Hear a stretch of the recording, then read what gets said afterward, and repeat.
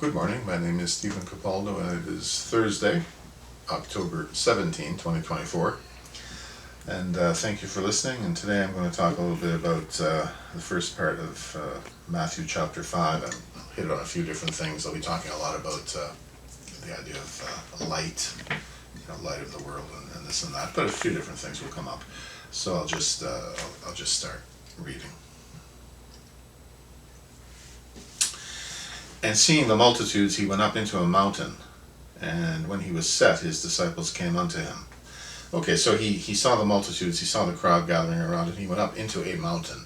So of course, if he's high up on a mountain and people are down in the valley, if you're just talking in a normal human voice, it's kind of tough to establish communication. So maybe either he had this big loud voice, or he went deeper and higher in his spiritual knowledge and in his mind, and then he came up with a message that he wanted to give to the masses. So whether he was up in a mountain or just in a higher state of mind, and where the people were compared to him doesn't really matter. But he was ready to give them a lesson. He was ready to give them a message. His disciples came unto him, and he opened his mouth and taught them, saying. So it was only when he went into this mountain that he was ready to open his mouth with a message. He was ready to come forth with truth. So he had gone through a period of preparation, of quieting himself, of separating himself from all the hubbub, which is really the whole point of opening yourself up and praying and meditating to the Almighty. Is you want to separate yourself from all of the noise. The thing that happens too often is that we get caught up in a lot of noise, and it distracts us from doing what we should be doing and what we could be doing. So the whole idea of quieting yourself is, and praying and meditating like that, is to get rid of that distraction. The noises are distractions, and the distractions divert you from your calling. So it's not a good thing. So Jesus went through a period of preparation up in the mountain, etc., to give a message, to give his wisdom, to give truth. And he opened his mouth and taught them, saying, Blessed are the poor in spirit, for theirs is the kingdom of heaven. So the kingdom of heaven, seek ye first the kingdom of heaven, and the kingdom of heaven is within you, because you are made in the divine image, right? Seek ye first the kingdom of heaven. This heaven belongs to those who are blessed. So who are the ones who are blessed? Who are the ones who are given gifts from the Almighty? They're the ones that own, if you want to put it that way, who own the kingdom of heaven, the blessed. So the blessed ones, who are they? The ones who are poor in spirit, the ones who are humble. Blessed are they that mourn, for they shall be comforted. The ones that mourn, the ones that can really show compassion and show understanding of a difficult situation. Like many people nowadays, they're mourning for their personal situation, or they're mourning for the situation in the country they live in. Many people are mourning for what has been happening to the U.S. recently, and that mourning might go on for quite a while. We'll see what happens. But the ones that are capable of that emotion, they're not controlled by it, but they're capable of emotion. They're blessed, and then if they're blessed, then the kingdom of heaven is theirs. They're part of the kingdom of heaven. Blessed are the meek, the poor in spirit, the humble, for they shall inherit the earth. So these are the people who will make the transition, who will ascend spiritually, who will be saved from going through the matrix over and over again. They won't be in hell. They will be in heaven. They will be in that higher state, and they will inherit the earth. So that tells you right there that what's coming is not us in heaven, it's us on new earth. We go from old earth to new earth. And that'll be a heaven on earth, right?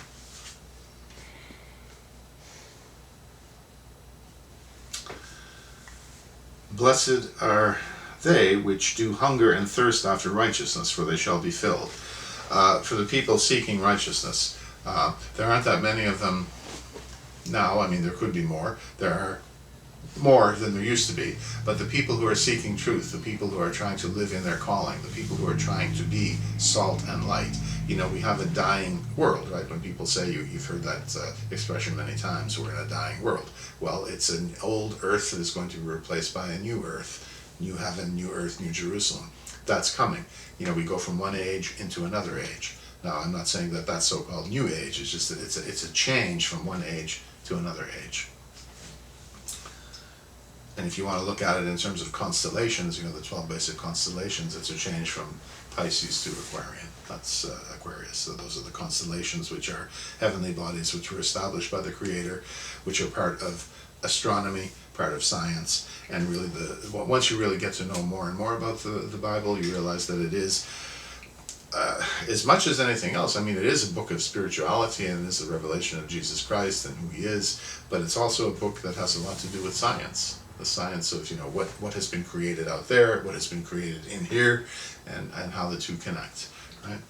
So it's the danger is that we fall for false science. There's all kind of false science that creates GMO food and chemtrails and 5G and all that kind of stuff, instead of the true science of who you are, anatomy and cosmology and astronomy and that type of thing, and earth sciences, physics and chemistry and biology and all of that, the true earth sciences, which are given to us by the Almighty, and which are really reflected in different places in the Scripture. The book is a lot about science, a lot. Which means, what does it mean? It means knowledge. Have faith, yes, but even more than faith, come to a knowledge and understanding of the truth. Worship in spirit and in truth. Well, that truth is based on science, knowledge. That's all science means is knowledge.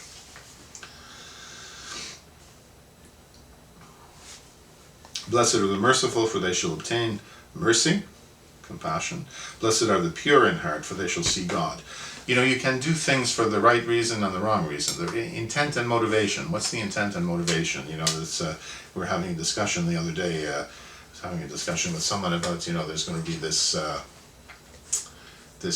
don't know if it's a holiday, but this kind of silly tradition of Halloween. And some people they really get their backs up about Halloween, that it's satanic and it's of the devil and this and that. And it may be, but it also depends on your intent and motivation. If you're just going out and having fun, there's a way to do things, right? And so I don't there's just a lot of people that are just very hard line, anything about Halloween. I think it's kind of stupid anyway, Halloween.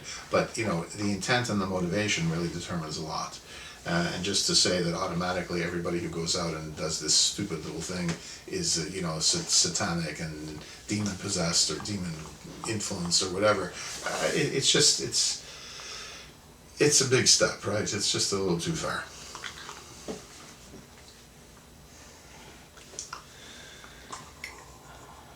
Blessed are the peacemakers, for they shall be called the children of God. So the pure in heart shall see God, and they will be blessed. And if you're blessed, you have the kingdom, right? The kingdom is yours. Blessed are the peacemakers, for they shall be called the children of God. Well, a lot of people who call themselves Christians say that there has to be this big bloody war, so Jesus can come back. And that Jesus isn't coming back until there is this big Armageddon and all, millions of people killed and this type of thing. It isn't what Jesus teaches. Blessed are the peacemakers. So are we going to see a generation of peacemakers now? If you look at the situation, you've got 4 wars or on the brink of war, potential wars going on all at once. You have Russia and Ukraine. You have the Middle East. You have Korea, North and South Korea. And you've got China and Taiwan. You've got these 4 situations in I won't say 4 different parts of the world, but they're separated from each other, and any one of them could explode into a full-fledged war, into a nuclear war, into just a regional war, even a very, very high-level conventional war. It's so blessed, but the ones that make war are not the ones that are blessed. The ones that are blessed are the ones that make peace. This is what we need now, and this is what Jesus taught. People say, well, we follow Jesus. Well, okay, then why is it then, as a so-called Christian, you're saying that all of these wars have to take place as a sign of the end times and the return of Jesus and this and that, and Jesus cannot return until there's all of this human misery and death that takes place? It's a contradiction. You're saying one thing, but really Jesus is teaching something else. Blessed are they which are persecuted for righteousness' sake, for theirs is the kingdom of heaven. So really, this is how you are made. The kingdom of heaven is within you. Seek ye first the kingdom of heaven. So you should really be in a position where you are persecuted. Uh, where people look at you and they see something different and they don't necessarily like it, and you say something that's challenging. There was something I was just watching something that was on mainstream media. There was an interview that took place. There was a person. The person being interviewed was an author who was very favorable to the Palestinian position, and there were three anchors, and one of the anchors said, "Well, I'm a bit uncomfortable with that position because of my perception of Israel." Okay. And well, there's a big crisis going on at CBS right now because of that. Because this interviewer, he offered a different perspective, and he's going to be persecuted for that. He'll probably be fired for that. I mean, if his head ended up on a stake, I think certain people would think that was fine. But he probably will lose his job, or he will be reassigned. Well, it's because and I don't know what he believes about God, if he believes anything. I don't know, but he dared to tell the truth as he saw it. Now I don't necessarily. I probably agree more with the other guy, but this guy dared to tell the truth. That and it wasn't favorable enough to the Palestinian side or the other side. It wasn't favorable enough. So now there's this big crisis, and everybody is divided. And what do we do about it? And the thing is, the big problem, as it is in the U.S., the problem is it's not so much left and right. It's not so much which political party. It's the people all the way across the board, and the government. If you look at what the Zionist State of Israel and Hamas, are doing to the people, it's the people who have the problem with the government. And just like in this country, it's the people and the government. It isn't so much a Republican Democratic thing or a left and a right thing. It's that there's this out of control block of people in power, and it's not that there are that many of them numerically, but they are in power. And people are indoctrinated or mesmerized by them. And they've been able to maintain power for a long time. So that's the issue. It's the people versus the government, the rulers, the powers that shouldn't be.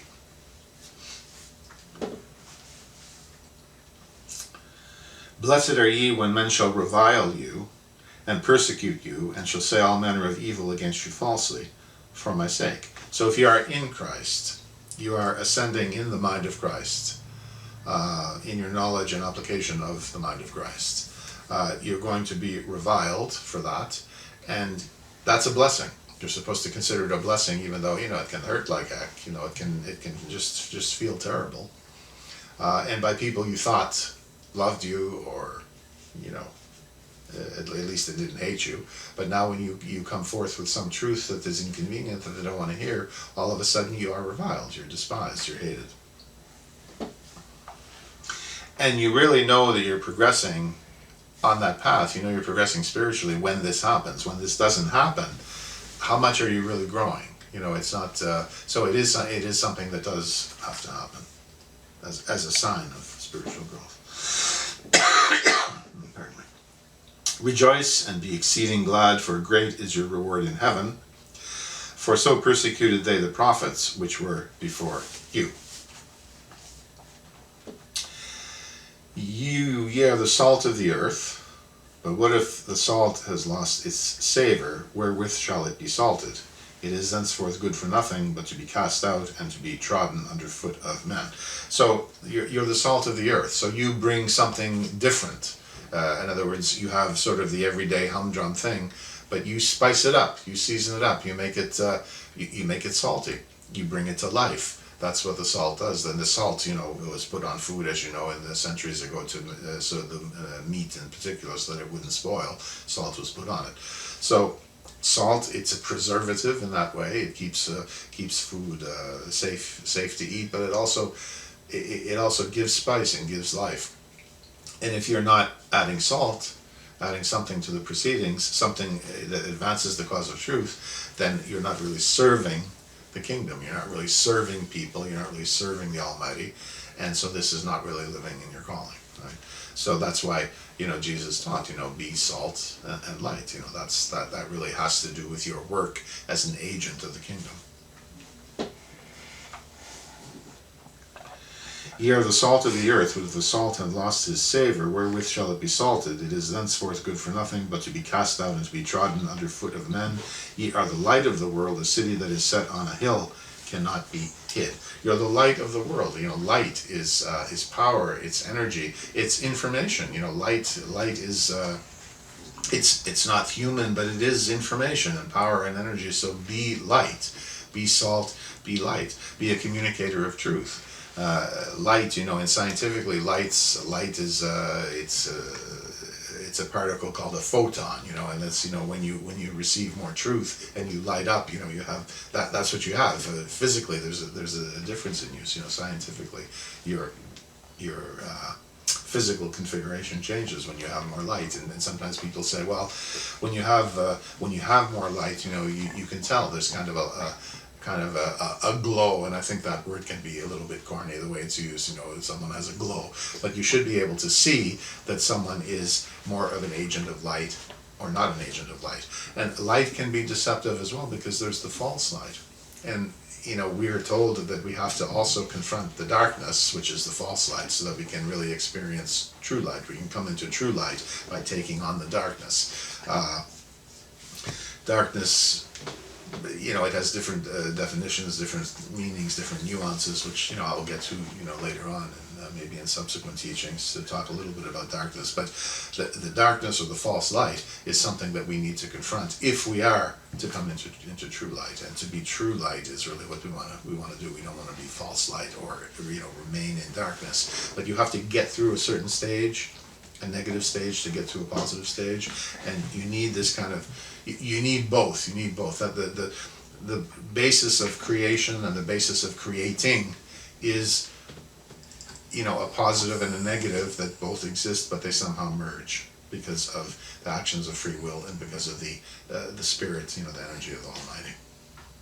And neither do men light a candle and put it under a bushel, but on a candlestick, and it giveth light unto all that are in the house. And I thought this was kind of a humorous statement. Neither do men light a candle and put it under a bushel, but put the light. You light a wick. You don't want to light a bushel, because what? There will be a fire. And light, which is really another way of saying it, I suppose, is electricity. That's one of those things. Like I was saying, some things are just it depends on intent and motivation, and some things just exist. They're just neutral. For example, electricity. I think for someone who knows how to handle electricity, they can light a house. They can light the world. If you put me in charge of your electricity, I can probably burn down your house. I mean, this electricity is neutral, right? It's the intent and motivation, or what you bring to it. Do you have knowledge of electricity? And the one who has the true specialized knowledge of electricity can do great things with it. The other one, not so much. You have to acquire that knowledge before you can do that.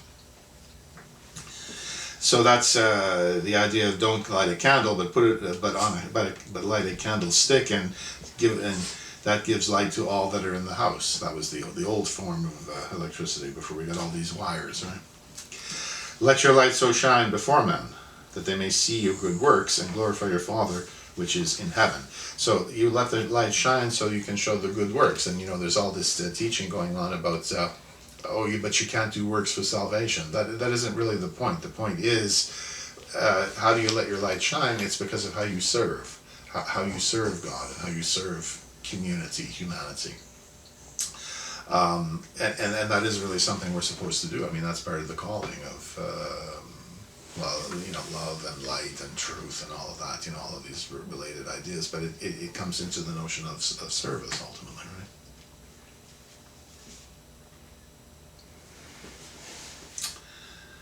Think not that I am come to destroy the law or the prophets. I am not come to destroy, but to fulfill.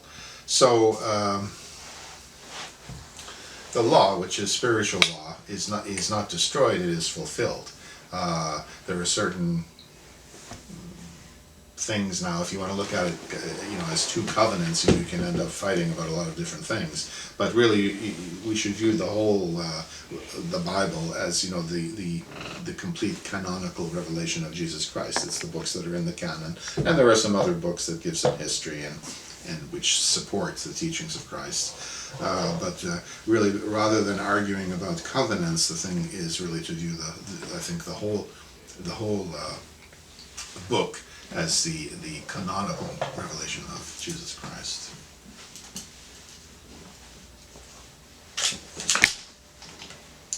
For verily I say unto you, till heaven and earth pass, till we get from old earth to new earth, one jot or one tittle shall in no wise pass from the law till all be fulfilled. So there is a law of there is a divine plan of creation that's being fulfilled, passing from old earth to new earth, and until all of the parts fall into place, we're still going in that direction. We're still going that way.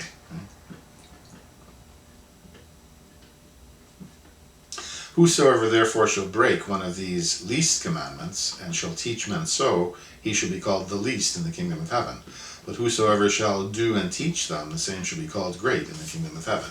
So all of the laws, and based really on the, what they call in the Old Testament, the Shema, Deuteronomy 6, 4 through 6, based on the, the law of love, loving God, loving neighbor, and loving self. But if you break, and the Ten Commandments and anything associated with that, if you break these spiritual commandments, then you are the least. If you keep these spiritual commandments, then you are the most. You're either not rising or you are rising. You're not ascending or you are ascending in your mind of Christ, right? For I say unto you that except your righteousness shall exceed the righteousness of the scribes and Pharisees, you shall in no case enter into the kingdom of heaven. Yes, so you have to be more righteous than the legalistic people, the ritualistic people, and the scribes and Pharisees were two examples of that. The Pharisees, some of them were supporters of Jesus, but we tend in Christianity at least, we tend to focus on the negative aspects, and they weren't. Some of the Pharisees they did honor the teachings of Christ. Ye have heard that it was said by them of old time, thou shalt not kill, and whosoever shall kill shall be in danger of the judgment. But I say unto you that whosoever is angry with his brother without a cause shall be in danger of the judgment, and whosoever shall say to his brother, Raka, shall be in danger of the council. But whosoever shall say, thou fool, shall be in danger of hellfire. So there are different ways that you can be in danger. There are different ways that you don't keep the commandments. Killing, that's a pretty obvious example, and because blessed are the peacemakers, and so all of this killing that's going on in the world, this is not making peace, this has nothing to do with the kingdom of heaven, and all of that is going to fade away as part of old earth fading away, and we're going to have new earth. But there's also unjustified anger, or calling people a fool is another example. But unjustified anger is something that there are things that are contrary to the spiritual law, or they're in favor of the spiritual law, and it's really the human mind tries to say, well, killing is worse than calling someone a fool, killing is worse than being angry. But clearly what the teaching is that there's a line. It's spiritual or it's not spiritual. It's of God or it's not of God. And once you cross that line, it's the human mind that makes distinctions. But really, you're on one side of the line or the other side of the line. There's kind of an absolute reality of God that you are with or you are against. And you can pick these little arguments. One is minor and one is major and this and that. But that's all just humans. Trying to finesse their philosophical arguments. Therefore, if thou bring thy gift to the altar, and there rememberest that thy brother hath aught against thee, leave there thy gift before the altar, and go thy way. First be reconciled to thy brother, and then come and offer thy gift. Gift schmift, right? Keep your gifts. Keep your gifts. If you cannot reconcile with your brother, it doesn't just mean a biological brother, it would include, but it just means a like-minded person and follower of Christ probably. But if you cannot reconcile with your brother, don't try to butter him up with gifts. That's not really the point. You're missing the point. Agree with thine adversary quickly, whilst thou art in the way with him, lest at any time the adversary deliver thee to the judge, and the judge deliver thee to the officer, and thou be cast into prison. So when you are having a disagreement with someone, do your best, in as much as it depends on you, is what Paul later wrote. Seek peace, make an agreement, agree with thine adversary quickly. There are people you're going to disagree with. If it's possible to make an arrangement with them, to come to an understanding, to come to an agreement, we are commanded to do that. It might not always be possible, but in as much as it depends on you, this is what you do. And verily I say unto thee, thou shalt by no means come out thence till thou hast paid the uttermost farthing. So if you're found guilty of something, you have to pay the fine, pay the price, whatever. Make the agreement before it gets to that point where you'll be apprehended, brought to court, found guilty, and you have to pay the uttermost farthing. Ye have heard that it was said by them of old time, Thou shalt not commit adultery. But I say unto you that whosoever looketh on a woman to lust after her hath committed adultery with her already in his heart. So if you lust after someone that you're not supposed to, then that would be adultery. If you lust after something that is not of the kingdom of God, and people look at this and they say it's just, men and women and husband and wives, and it really isn't. It's you lust after something that does not belong to the kingdom of God. That's as bad as if you went ahead and did it. That's this kind of absolute view of truth. It's like you're either with truth or not with truth. And if you cross the line and you're not with truth, there are different ways, that humans will assess relative value to the different types of untruth. But for the Almighty, it's all untruth, right? It's not in Christ. Right? And if thy right eye offend thee, pluck it out and cast it from thee, for it is profitable for thee that one of thy members should perish, and not that thy whole body should be cast into hell. And if thy right hand offend thee, cut it off and cast it from thee, for it is profitable for thee that one of thy members should perish, and not that thy whole body should be cast into hell. Now, I would encourage you to view passages like this, metaphorically. And I think that's one of the things that people argue about in respect of biblical interpretation is that, especially Protestant Christians want to do it. They want to take everything literally. And the text itself, and we'll see some passages later, the text itself tells you that there are things here that are allegory, that are symbolic, that are told in parables, parabolically, because most people aren't ready for the truth. And, maybe I can just pull up quickly, pull up one passage like that. If you go to Galatians 4:24, you can look into this a little bit more later. But it says, it's talking about Abraham and Sarah and Hagar. And then verse 24 says, which things are an allegory? For these are the two covenants, the one from the Mount Sinai, which gendereth to bondage, which is Hagar, for this Hagar is Mount Sinai in Arabia, and answereth to Jerusalem, which now is and is in bondage with her children. But Jerusalem, which is above, is free, which is the mother of us all. So that's telling you there, Paul is telling you that this story of Abraham and Sarah is really to be understood first and foremost as an allegory. So the text is telling you that. So I would say, plucking out the eye and chopping off the hand, I think maybe take that as, symbol, metaphor, an allegory of something, is that, you really need to readjust your viewpoint, readjust your behavior. And then I'll just finish with the teachings on divorce. Whoever shall put away his wife, let him give her writing of divorcement. But I say unto you that whosoever shall put away his wife, saving for the cause of fornication, causeth her to commit adultery. And whosoever shall marry her that is divorced committeth adultery. Well, if you interpreted this literally, whosoever puts away or separates from or divorces his wife, unless she fornicated, causes her to commit adultery. But if it's the man that did that, and there was no fornication, why would the wife be committing adultery? So it wouldn't make sense to interpret that in a literal way. It really, you have to look for some kind of more metaphorical way. It's spiritual adultery. But I say unto you that whosoever shall put away his wife causes her to commit spiritual adultery. You're putting her in a position where she might, but it's really metaphorically. It's like husband and wife. It's more like the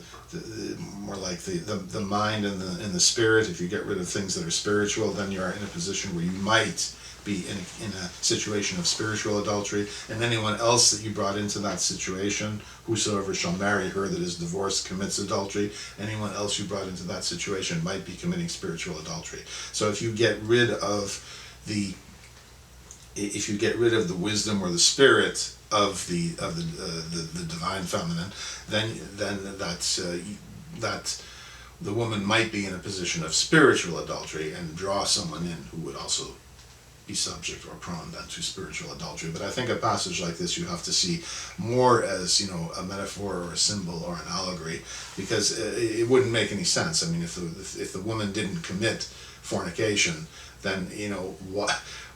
It's up to the man. The man did something. Why is the woman all of a sudden committing adultery if it's the man who decided to put the woman away and the woman did not commit fornication?